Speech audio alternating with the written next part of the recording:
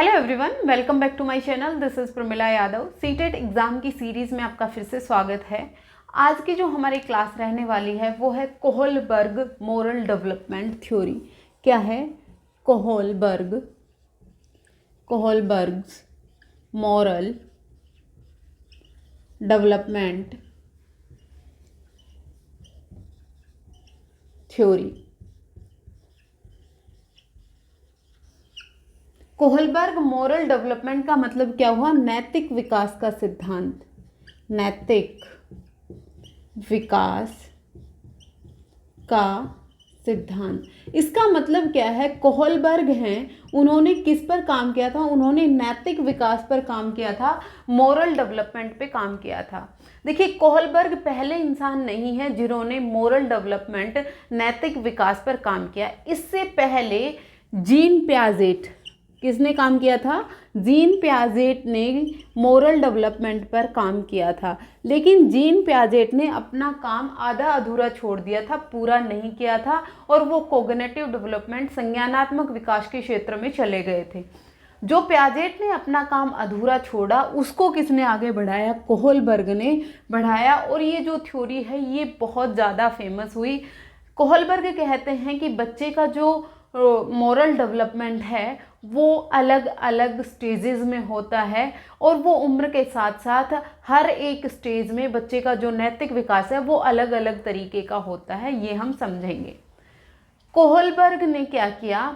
Kohlberg ने लगभग 72 children's, कितने बच्चों पर इन्होंने अपने परीक्षण किए? 72 बच्चों पर इन्होंने अपने परीक्षण किए। और ये जो 72 बच्चे थे ये सारे कौन थे? बॉयज़ थे। इसीलिए इनका क्रिटिसिज्म भी हुआ कि इन्होंने गर्ल्स सैंपल नहीं लिए थे, इन्होंने सिर्फ बॉयज़ पर अपना अध्ययन किया था। ये माना जाता है कि जो गर्ल्स की मोरलिटी है, जो गर्ल्स की नैतिकता है, वो बॉयज़ से अलग होती है। इसलिए इस थ्योरी का क्रिटिसिज्म हुआ। और इस थ्योरी का क्रिटिसिज्म करने वाली जो साइकोलॉजिस्ट थी वो कौन थी? गिलिगन थी। कौन थी? गिलिगन। यहाँ से डायरेक्ट क्वेश्चन पूछा जाता है कि जो कोहलबर्ग की थ्योरी थी उसका क्रिटिसिज्म सबसे ज़्यादा किसने किया था? गिलिगन ने किया था, जो इन्हीं की स्टूडेंट थी। अब जो कोहलबर्ग हैं, उन्होंने जो अपनी नैतिकता की थ्योरी है, नैतिक विकास का सिद्धांत है, उसके लिए इन्होंने 3 अवस्थाओं की बात की है। कितनी अवस्थाओं की बात की है? 3 अवस्थाओं की बात की है। और ये जो 3 अवस्थाएं हैं, हर एक अवस्था में 2 स्टेज होती हैं। इसका मतलब इन्होंने 6 स्टेजेस की बात की है। कितनी स्टेजेस की बात की है? 6 स्टेजेस की बात की है, 6 चरणों की बात की है। एग्जामिनर आपसे यहाँ से डायरेक्ट क्वेश्चन पूछ लेता है कि कौन कौन सी स्टेजेस हैं जो मोरल डेवलपमेंट में कोहलबर्ग ने दी थी। तो आपको ये 6 के 6 स्टेजेस के नाम याद रखने हैं। अगर कोई आपसे पूछेगा अवस्थाएं कितनी हैं, तो आपको बतानी है 3 अवस्थाएं हैं। और अगर आपसे कोई पूछेगा चरण कितने हैं, तो 6 चरण हैं। हर एक अवस्था में 2-2 स्टेजेस हैं, 2-2 चरण हैं, जो अभी हम डिस्कस करने वाले हैं। फिर उसके बाद अगर हम बात करें, मैंने अभी एक वर्ड बोला मोरलिटी। क्या बोला? मोरलिटी। मोरलिटी क्या होती है? नैतिकता होती है। क्या होती है? नैतिकता। अब ये नैतिकता क्या होती है? नैतिकता होती है सही और गलत के बीच में आपका फर्क करने की जो क्षमता है, वही मोरलिटी होती है। मतलब राइट और रॉन्ग के बीच में डिफरेंस कर पाना। राइट और रॉन्ग, राइट और रॉन्ग के बीच में डिफरेंस कर पाना ही क्या है? मोरलिटी है, नैतिकता है।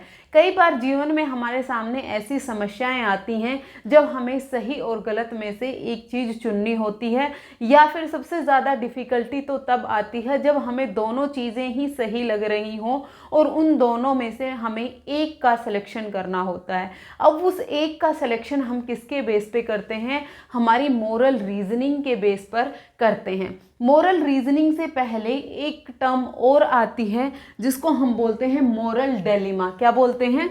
Moral dilemma. Moral dilemma. अब ये मोरल डिलेमा क्या है? ये है आपकी नैतिक दुविधा। क्या है? नैतिक दुविधा।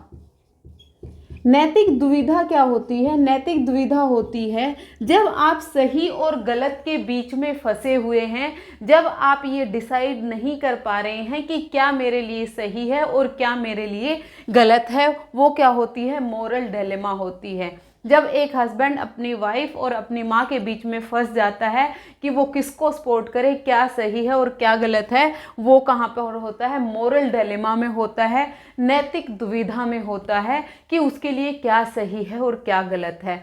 अब उस नैतिक दुविधा से निकलने के लिए वो क्या लगाता है? मोरल रीजनिंग लगाता है। क्या निकालते हैं? Moral reasoning. मोरल रीजनिंग का मतलब क्या है? नैतिक तर्कना।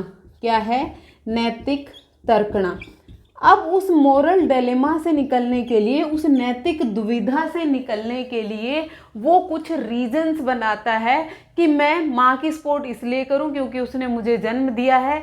फिर वो उसके अलावा वो दूसरा तर्क लगाता है कि मैं अपनी वाइफ का साथ इसलिए दूँ क्योंकि वो सब कुछ छोड़ के मेरे साथ आई है। जब वो ये रीजनिंग लगा रहा है, तर्क लगा रहा है, तो वो क्या है?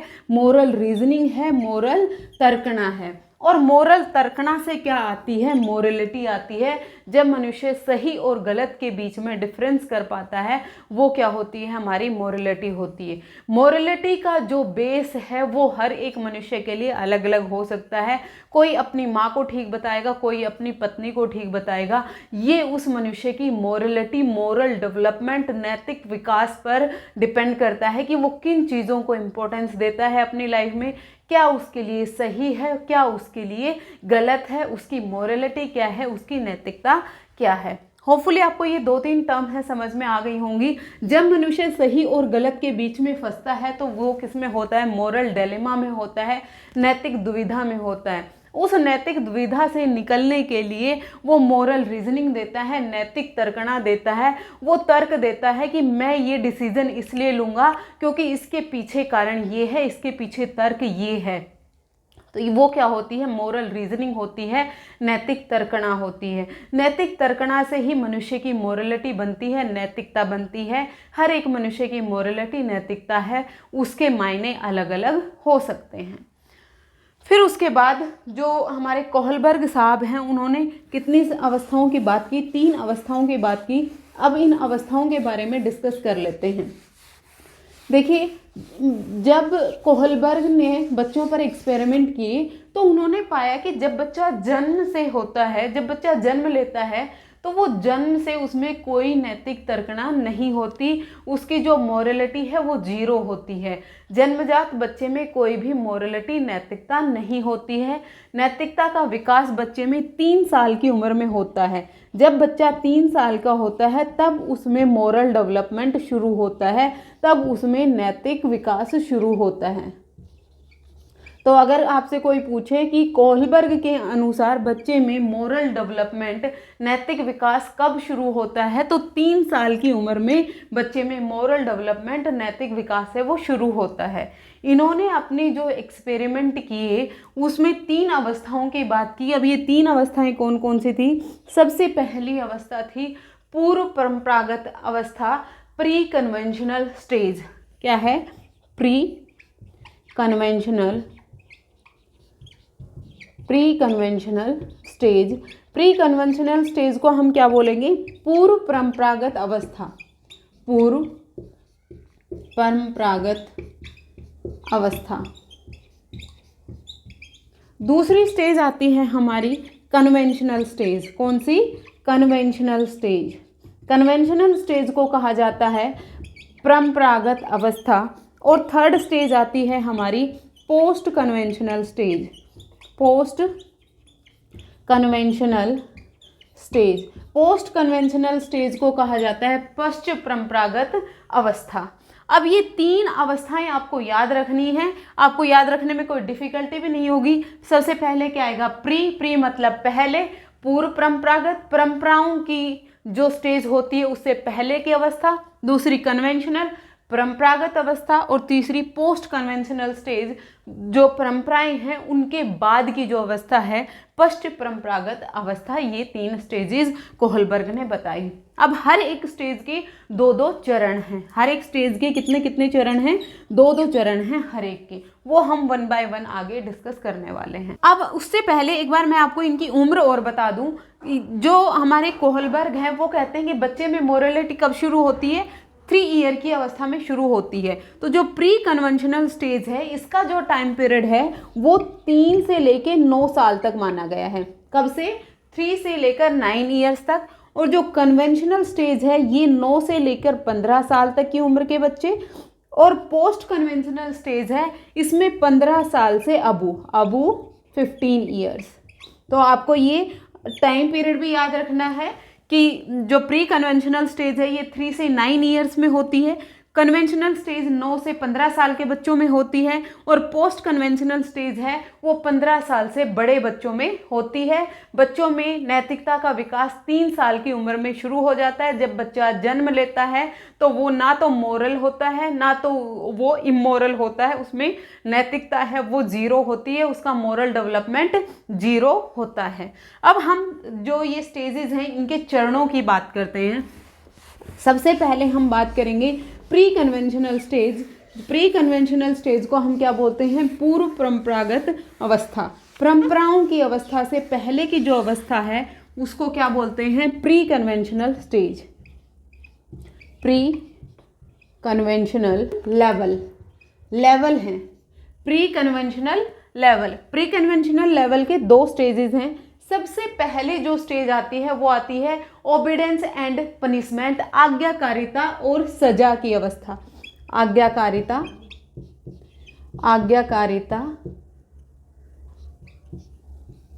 और सजा।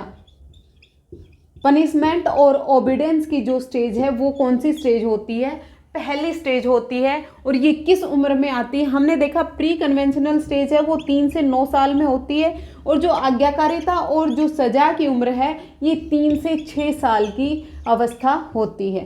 फिर उसके बाद दूसरी स्टेज आती है जिसको हम बोलते हैं टीचबलिज्म एंड एक्सचेंज की अवस्था। इसमें साधनात्मक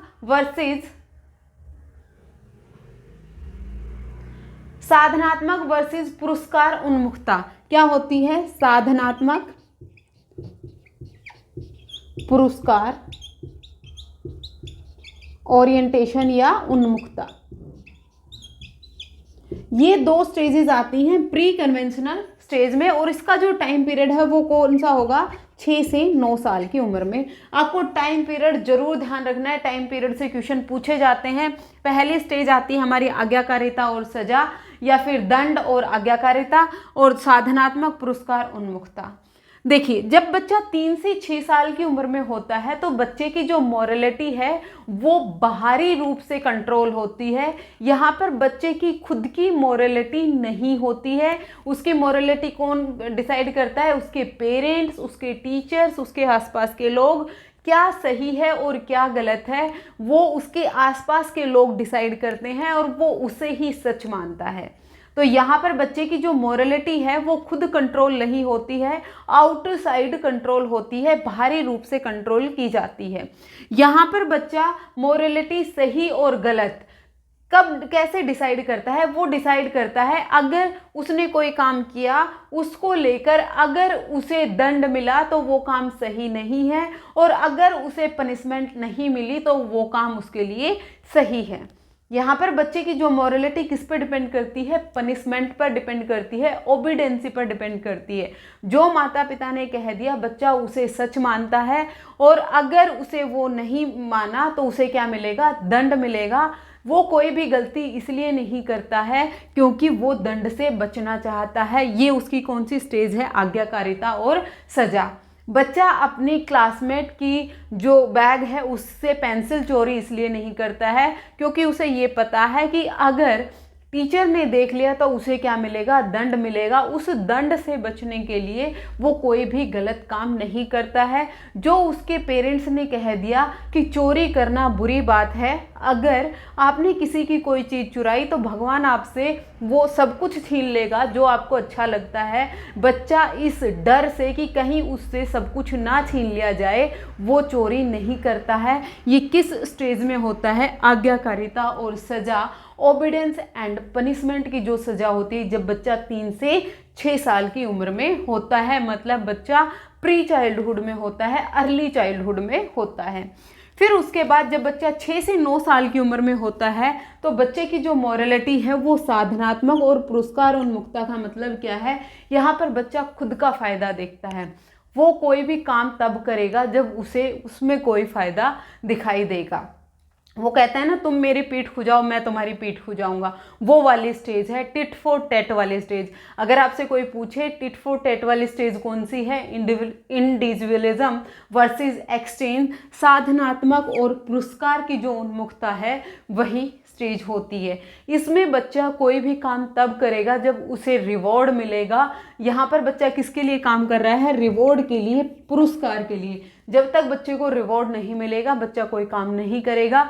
आप बच्चे से कुछ भी काम निकलवाना चाहते हैं तो पहले बच्चे को आपको एक टॉफ़ी चॉकलेट देना पड़ेगा, तब बच्चा उस काम को करेगा। ये किस स्टेज में करेगा? जब बच्चा 6 से 9 साल की उम्र में होता है, सेकंड स्टेज में, फर्स्ट लेवल की सेकंड स्टेज में, साधनात्मक और पुरस्कार उन्मुखता।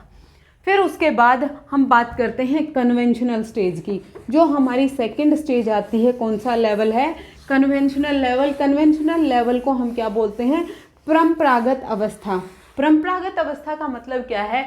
जो परंपराएं चली आ रही हैं, इस स्टेज में बच्चा उन परंपराओं को निभाता है। किसको निभाएगा? परंपराओं को निभाएगा पूरी श्रद्धा से। वो जितनी भी परंपराएं बनी हुई हैं बिना किसी सवाल जवाब के उन सभी परंपराओं को निभाता है। बच्चे ने ये देखा है कि दिवाली पे दीप जलाए जाते हैं, दीपक जलाए जाते हैं, तो बच्चा बिना कोई सवाल किए दिवाली पर वो दीपक जलाता है। ये किस उम्र में होता है? कन्वेंशनल स्टेज में होता है। कन्वेंशनल स्टेज में बच्चा परंपराओं को फॉलो करता है, जो रूल्स हैं उनको फॉलो करता है। जो कन्वेंशनल लेवल है इसके भी अगेन 2 स्टेजेस होंगी। कौन कौन से स्टेजेस होंगी? जो थर्ड स्टेज हमारी आती है वो कौन सी होगी? Good boy and nice girl. Good boy and nice girl orientation. और जो फोर्थ हमारी स्टेज आती है वो आती है law and order. Law and order. जो हमारी गुड बॉय और नाइस कन्वेंशनल लेवल है ये कब होगा? 9 से 15 साल की उम्र में होगा। जब बच्चा 9 से 12 साल की उम्र में होता है तो अच्छा लड़का और अच्छी लड़की ओरिएंटेशन में होता है। और जब बच्चा 12 से 15 साल की उम्र में होता है तब वो क्या करता है? रूल्स को फॉलो करता है। अभी हम समझते हैं। पहले हम गुड बॉय और नाइस गर्ल की बात करते हैं। जब बच्चा 9 से 12 साल में होता है तो बच्चा कोई भी काम इसलिए करता है क्योंकि उसे क्या चाहिए? सोसाइटी से अप्रूवल चाहिए। अगर आपसे कोई पूछे सोसाइटी में अप्रूवल किस स्टेज में बच्चे को चाहिए होता है तो वो गुड बॉय और नाइस गर्ल। वो अपने आप को अच्छा दिखाना चाहता है, सब लोग उसकी तारीफ करें, सब लोग कहें कि ये तो बहुत अच्छा लड़का है, सब लोग ये कहें कि वो बहुत अच्छी लड़की है। वो कोई भी काम इसलिए करता है, जब उसके घर पे कोई मेहमान आते हैं तो वो उसको ग्रीट इसलिए करता है ताकि जो आने वाले मेहमान हैं वो उसे अच्छा लड़का या फिर अच्छी लड़की कहें। वो अपने पेरेंट्स की बात इसलिए मानता है ताकि उसके जो पेरेंट्स हैं वो उसे अच्छा लड़का अच्छी लड़की कहें। मतलब यहाँ पर जो बच्चे की मोरलिटी है वो किस पर डिपेंडेंट हो गई?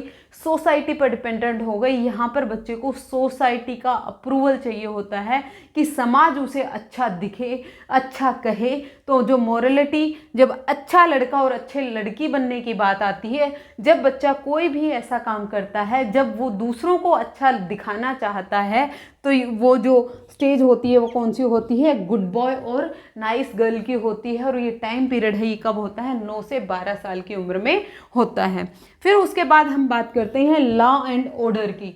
जो लॉ एंड ऑर्डर वाली स्टेज है, यहाँ पर चाहे कुछ भी हो जाए आपको क्या करने हैं? ट्रैफिक रूल्स हैं वो फॉलो करने हैं।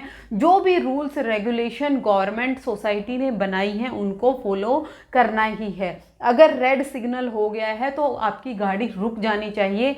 किसी भी कंडीशन में आप गाड़ी को मूव नहीं कराएंगे। अब गाड़ी को मूव नहीं कराने में अगर किसी की जान जा रही है और किसी को इमरजेंसी है, उसको जाना है, तब भी आप जो सिग्नल है उसको ब्रेक नहीं करेंगे। ये किस उम्र में बच्चे में होती है? जब बच्चा 12 से 15 साल की उम्र में होता है। जो रूल्स हैं वो डिवाइन होते हैं, रूल्स ही भगवान होते हैं, उनको फॉलो करना ही है, चाहे आपकी जान ही क्यों ना चली जाए। ये किस उम्र में होता है? लॉ एंड ऑर्डर की उम्र में, स्टेज में होता है। फिर उसके बाद हम बात करते हैं 5th स्टेज और 3rd लेवल की बात करेंगे। पहले जो 3rd लेवल है हमारा कौन सा हो गया? Post conventional. कौन सा? Post conventional. पोस्ट कन्वेंशनल का मतलब क्या हो गया? जो हमारी पश्चिम परंपरागत अवस्था है उसकी बात होगी। और ये कब होगा? इसका टाइम पीरियड होगा अबू 15 ईयर। 15 साल से जब बच्चा बड़ा हो जाता है तो उसमें ये लेवल आता है। और इसकी जो स्टेजेस हैं, अगेन इसमें भी 2 स्टेजेस हैं। जो हमारी पहली स्टेज आती है वो आती है social contract orientation. Social contract orientation का मतलब क्या हो गया? सामाजिक बंधन उन्मुखता। और जो हमारी 6th स्टेज है वो आती है यूनिवर्सल इथिकल प्रिंसिपल वाली उम्र। इसको क्या बोलते हैं हम? सार्वभौमिक नीतिपरक उन्मुखता। ये 2 स्टेजेस हैं पोस्ट कन्वेंशनल लेवल की। जो सामाजिक बंधन उन्मुखता है उसमें बच्चा क्या करता है? सामाजिक बंधन उन्मुखता में बच्चे को ये पता है कि जो सोशल रूल हैं वो सोसाइटी को मेंटेन करने के लिए बनाए गए हैं, लेकिन जो रूल्स हैं वो डिवाइन नहीं है, भगवान नहीं है, उनको चेंज किया जा सकता है। जहाँ पर ज़रूरत है वहाँ पर उनके जो रूल्स हैं उनको चेंज किया जा सकता है। अगर ट्रैफिक सिग्नल पर अगर रेड लाइट है और किसी को इमरजेंसी है, किसी को जान जा रही है, तो वो ट्रैफिक रूल्स है वो ब्रेक कर सकता है। ये किस स्टेज में सोचता है बच्चा? सामाजिक बंधन उन्मुखता में, सोशल कॉन्ट्रैक्ट ओरिएंटेशन में सोचता है। और जब सार्वभौमिक नीति पर उन्मुखता आ जाती है, यहाँ पर बच्चे की जो मॉरलिटी है उसका हाईएस्ट लेवल होता है। तो अगर आपसे पूछ ले सबसे उच्चतम स्तर है वो कहाँ होता है? वो सार्वभौमिक नीति पर उन्मुखता में होता है, जब बच्चा यूनिवर्सल इथिकल प्रिंसिपल में पहुँच जाता है। यहाँ पर बच्चा क्या करता है? यहाँ पर जो किशोर है वो हम अपनी समाज, अपनी सोसाइटी, अपने देश, अपने राष्ट्र के लिए कुछ कर गुजर जाना चाहता है। यहाँ पर उसे ये समझ में आ जाता है ये सब कुछ मोह माया है। अगर हम अपने जो जीवन है उसमें कुछ अच्छा करना चाहते हैं तो अपने देश के लिए कुछ अच्छा करें, अपने राष्ट्र के लिए कुछ अच्छा करें, अपनी सोसाइटी के लिए कुछ अच्छा करें। जब मनुष्य की मोरलिटी है वो दूसरों की मदद करने में, दूसरों की हेल्प करने में, दूसरों के लिए अपने जीवन को जब वो न्योछावर कर देते हैं, अपने जीवन का योगदान दे देते हैं, तो वो लोग में मोरलिटी कौन सी होती है? सार्वभौमिक नीतिपरक उन्मुखता होती है, यूनिवर्सल इथिकल ओरिएंटेशन होती है। यहाँ पर जो मनुष्य है उसका जो सेल्फ है, यहाँ पर खुद के बारे में उसका स्वार्थ है वो ख़त्म हो जाता है, वो दूसरों के बारे में सोचता है। एक चीज़ और रह गई इसमें, जो कोहलबर्ग हैं उन्होंने जो अपने सैंपल्स लिए थे, जब उन्होंने 72 बॉयज़ को इकट्ठा किया तो उन्होंने क्या किया था? उनके सामने कुछ स्टोरी सुनाई थी, कुछ कहानियाँ सुनाई थी। अब उन कहानियों के बेस पर वो उनकी मोरलिटी को पता लगाना चाहते थे। उन्हीं कहानियों में से एक कहानी थी एक हाइंज नाम के व्यक्ति की। कई जगह हिंज भी लिखा हुआ मिलता है, कई जगह हाइंज भी लिखा हुआ मिलता है, कई जगह हाइंस भी लिखा हुआ मिलता है। तो जो हाइंज नाम का व्यक्ति था उसकी स्टोरी बच्चों के सामने सुनाई गई। अब वो स्टोरी क्या थी कि जो हाइंज है उसकी वाइफ है जिसको एक डेडली डिजीज़ है। अब उसकी जो दवा है वो सिर्फ और सिर्फ एक जो मेडिकल शॉप वाला है उसके पास मिलती है, लेकिन वो उस दवा के 10 गुना पैसे लगा रहा है और जो हाइंज है उसके पास उतने पैसे नहीं हैं। और उसके पास यहाँ पर क्या है? मोरल डिलेमा है, नैतिक दुविधा है कि या तो वो क्या करे, वो दवा लेके आए या फिर अपनी बीवी को मर जाने दे। दवा देने के लिए मेडिकल वाला तैयार नहीं है। तो हाइंज ने क्या किया, रिक्वेस्ट की उससे कि आप मुझे दवा दे दो, लेकिन उसने दवा नहीं दी। उसने पैसे अरेंज करने की कोशिश की लेकिन वो भी नहीं कर पाया। अब उसने मौका देखा और उस स्टोर से वो जो ड्रग है, वो जो दवा है, वो चोरी कर ली। चोरी करने के बाद यहाँ पर जब वो चोरी करने जा रहा था तो यहाँ पर जो हाइंज नाम का व्यक्ति था उसके पास क्या थी, नैतिक दुविधा थी। उसके पास मोरल डिलेमा थी कि या तो वो चोरी करके जेल चला जाए या फिर अपनी बीवी की जान बचा ले। तो उसने क्या डिसाइड किया, उसने डिसाइड किया कि उसे चोरी करना ठीक है, वो अपनी पत्नी की जान तो नहीं जाने देगा। अब उसने चोरी कर ली और वो दवा लाकर उसने डॉक्टर को दे दी। डॉक्टर ने उसकी बीवी की जान बचा ली। ये स्टोरी सुनाई और उसमें सही या गलत कुछ नहीं बताया कि हाइंज ने सही किया और या फिर हाइंज ने गलत किया। उन्होंने क्या किया, बच्चों से सवाल पूछे। जो उनके सामने बच्चे थे उन्होंने उससे सवाल पूछे कि क्या हाइंज ने सही किया, सही किया तो क्यों सही किया, और नहीं किया तो क्यों नहीं किया। अब उन्होंने देखा कि हर एक उम्र का बच्चा है वो अलग अलग अपनी नैतिक तर्कना दे रहा है, मोरल रीजनिंग दे रहा है। जब वो ये तर्क दे रहे हैं ना कि नहीं, हाइंज को सही नहीं करना, नहीं किया, हाइंज ने सही नहीं किया, अगर उसने चोरी की तो उसे जेल जाना पड़ेगा, उसे पनिशमेंट मिलेगी। एक बच्चे ने कहा कि उसने चोरी करके ठीक किया, क्यों, क्योंकि उसे अपनी बीवी की जान बचानी थी। एक ने कहा कि नहीं, उसे चोरी नहीं करनी चाहिए क्योंकि इससे सोसाइटी के जो लॉ एंड ऑर्डर हैं वो ब्रेक होंगे, ऐसे तो हर कोई चोरी करके अपनी जो ज़रूरत की चीज़ें हैं वो निकाल लेगा। तो उन्होंने देखा कि ये जो रीजनिंग दी जा रही थी, ये बच्चे क्या दे रहे थे, तर्क दे रहे थे। इसी को मोरल रीजनिंग कहा, इसी को नैतिक तर्कना कहा। और ये जो नैतिक तर्कना बच्चे दे रहे थे वो हर एक उम्र के, अलग अलग उम्र के बच्चे अलग अलग नैतिक तर्कना दे रहे थे। तो इसीलिए उन्होंने जो अपनी ये थ्योरी है वो 6 स्टेजेस में दी थी और उम्र के हिसाब से दी थी। उन्होंने कहा था कि जो बच्चे का मोरल डेवलपमेंट है, बच्चे का नैतिक विकास है, वो एक सिक्वेंशियल प्रोसेस है, मतलब एक सीक्वेंस में होता है, लेकिन उसमें अलग अलग स्टेजेस होते हैं, डिस्टिंक्ट स्टेजेस में उन्होंने थ्योरी दी। इसीलिए उन्होंने जिस तरह के बच्चे मोरल रीजनिंग दे रहे थे उसके बेस पर उन्होंने 3 अवस्थाएं और 6 स्टेजेस हैं वो डिस्कस की। होपफुली आपको कोहलबर्ग की जो थ्योरी है उसकी तीनों अवस्थाएं और 6 स्टेजेस हैं आपको क्लियर हो गई होंगी। यहाँ से जो क्वेश्चन बनते हैं वो स्टेजेस से बनते हैं और बच्चों को कन्फ्यूज़न होता है, तो 1-2 बार आप इस थ्योरी को ना गो थ्रू कर लीजिएगा ज़रूर से, तभी ये दिमाग में टिकेगी। जब बार बार चीज़ें आपके सामने से जाती हैं तभी वो दिमाग में टिकती है। अगर आप एक बार एक क्लास लेंगे और फिर उसको दोबारा आप रिवाइज ही नहीं करेंगे तो वो बिल्कुल भी दिमाग में नहीं टिकेगी, 1-2 दिन रहेगी और जब आप क्वेश्चन लगाने लगेंगे तो आपका एक भी क्वेश्चन नहीं होगा, क्योंकि साइकोलॉजी में जो टर्म्स हैं वो इतनी क्लोजली रिलेटेड होती हैं, उसमें डिफ्रेंशिएट करना बहुत मुश्किल होता है। तो डिफ्रेंशिएट करने के लिए यही है कि पहले आप एक बार थ्योरी क्लियर कर लें, फिर उसके बाद आप क्वेश्चन एंड आंसर पे जाएं, तब आपका फ़ायदा होगा। तो जो कोहलबर्ग हैं उनसे डायरेक्ट क्वेश्चन बनते हैं। कोहलबर्ग, एक क्वेश्चन तो यही पूछा गया था कि जो कोहलबर्ग की थ्योरी है वो किस पर बेस्ड है, वो मोरल डेवलपमेंट की थ्योरी है, नैतिक विकास की। उसमें अवस्थाएं कितनी है, 3 अवस्थाएं हैं। स्टेजेस कितनी है, 6 स्टेजेस हैं। हर एक स्टेज का आपको नाम याद रखना है, सीक्वेंस से याद रखना है।